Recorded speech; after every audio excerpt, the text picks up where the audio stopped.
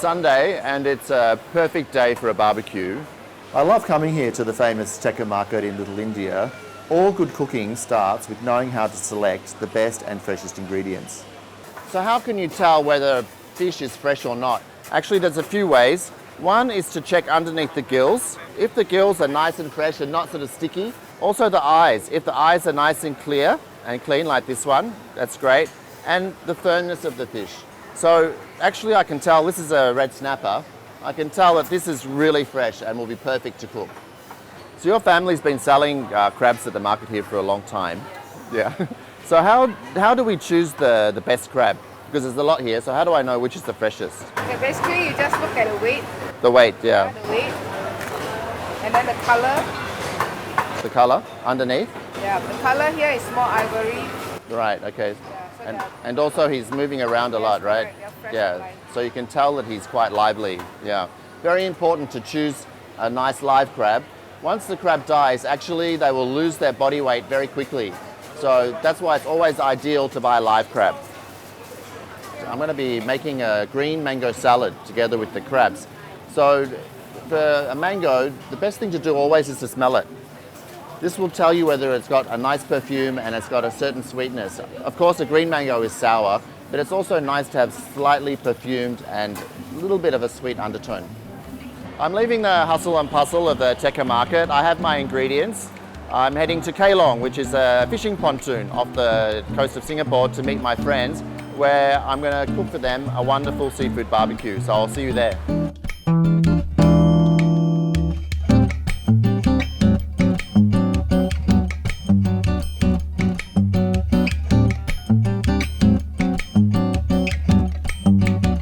So the first dish I'm going to do is almost like a little appetizer to get everybody started, and for this I'm going to be using some fin de clare oysters. With the oysters I'm going to make a delicious dressing. The dressing using very Asian ingredients. The first thing I need to do is to go and barbecue my lemongrass. Now I'm going to make the dressing for the oysters. The first thing I'm going to do is take this tamarind paste, just put it in a bowl here. By adding the water, it brings out all the paste of the tamarind, and then I will separate the seeds from the tamarind.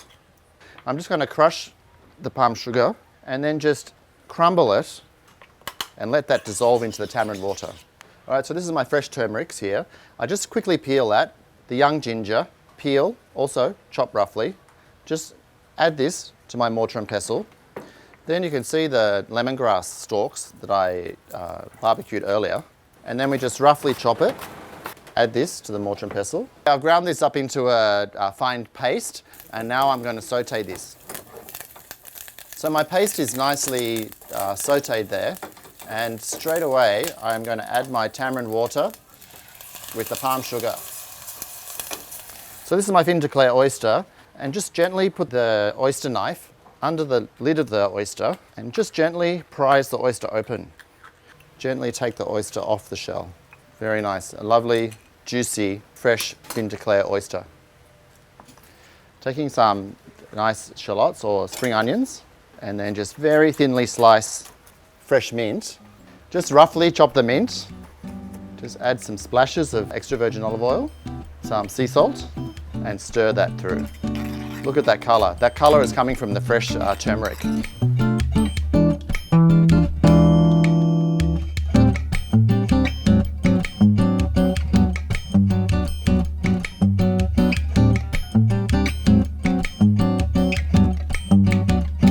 Next is our green mango salad.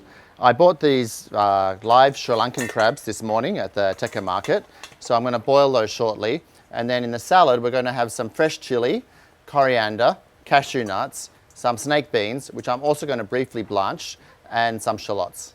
Okay, so some fresh snake beans. I'm just going to cut these in nice strips, and I'm also going to just gently boil these. Peel the green mango, like so.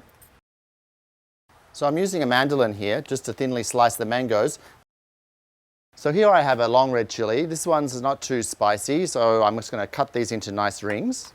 Out comes the crab. So this has been boiling for about 7 to 8 minutes. So I've just transferred that into ice water just to stop the crab from cooking. So now I'm going to cut the shallots thinly sliced. So now I'm starting to do the crabs. Cut the crab in half. and then quarter again, and press it. This will help to loosen the meat from the shell. And there you can see that amazing succulent crab meat. And now I'm going to make my fresh dressing, chili dressing. I've sliced the shallots. I have my chilies also sliced. And then I have some Thai chili sauce here, just about 1/4 to 1/3 of a bottle. And then I'm going to take some fresh limes, squeeze the limes in. Now I take a big bunch of fresh coriander, some salt. All right, so all the ingredients are in there now. I'm just going to mix it all together. Green mango, snake beans, then the fresh crab meat.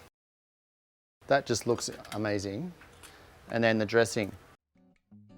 And then I just nicely mix the whole lot together. Look at the colours in that. Sprinkle the fried shallots over the top. Cashew nuts. And then just some more fresh coriander. Sri Lankan crab and green mango salad. Very crunchy, very crisp, very fresh. A wonderful summer salad.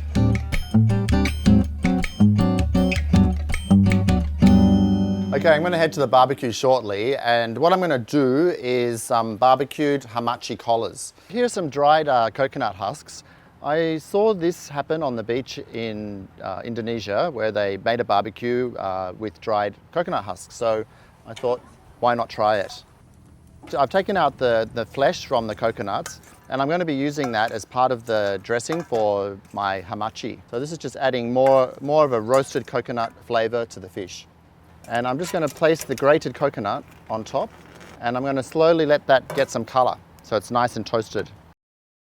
When I was at the market earlier, you saw that I had a red snapper. This dish can be done equally as well with red snapper, but today I'm going to use the Hamachi collars because I just feel the meat on the collar is just sublime. We get started on the hamachi. What I do is make an incision and then put my knife underneath the skin. What I'm doing is creating a pocket where I'm going to place all my ingredients.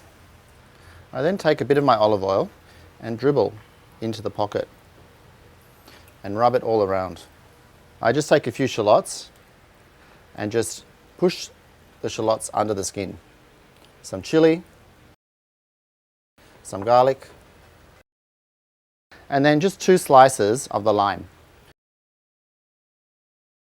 Okay, so the coconut husks have burnt down and have created this amazing aroma, and now I'm going to add these hamachi collars to the barbecue. So the hamachi needs about, I'd say, 5 minutes on each side, and then they'll be ready. I cover them just to make sure that the cooking is nice and even.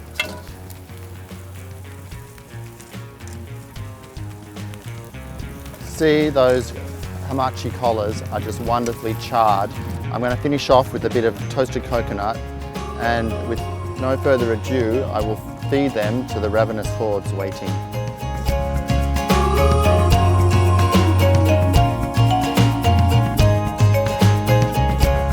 So we escaped the city for a few hours to this wonderful fishing pontoon at Kelong. I almost feel like I'm on holiday. We've cooked some wonderful seafood on the barbecue with great friends. It's been a wonderful day. I hope you've enjoyed Chris's takeaway.